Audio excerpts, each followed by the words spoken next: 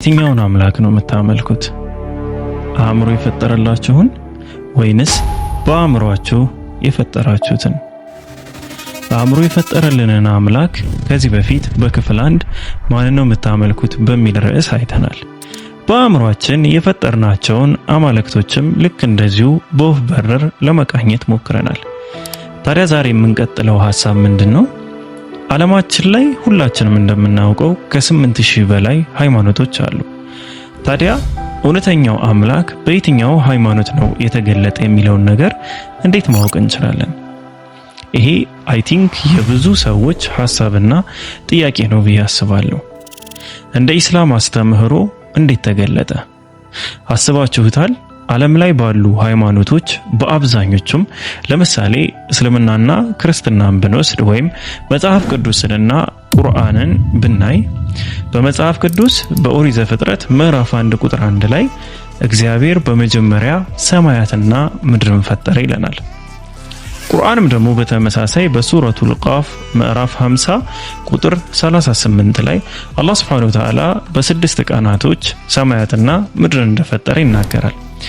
ታዲያ በሁለቱም ሃይማኖቶች ላይ እግዚአብሔር ፈጠረ፣ አላህ ደግሞ ፈጠረ ተብሎ ተዘግቦ ተቀምጦ ከሆነ በትክክል የሰማያትና የምድር ፈጣሪ ሰዎችን፣ እጽዋትን፣ እንስሳትን የፈጠረው ማን ነው የሚለውን ነገር እንዴት ማወቅ እንችላለን?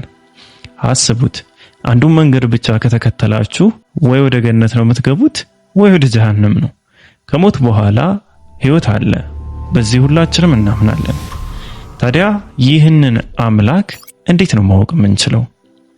እናንተስ የትኛውን አምላክ ነው የምታመልኩት? አእምሮ የፈጠረላችሁን ወይንስ በአእምሮአችሁ የፈጠራችኋቸውን? ስለዚህ ከነዚህ 8000 ሃይማኖቶች ውስጥ አምላክ ራሱንስ የገለጸው በየትኛው ሃይማኖት ነው? ሰማያትን፣ ምድርን፣ ጨረቃን፣ ፀሐይን እገሌ ፈጠረ ስለተባለስ መከተል ይኖርብናል?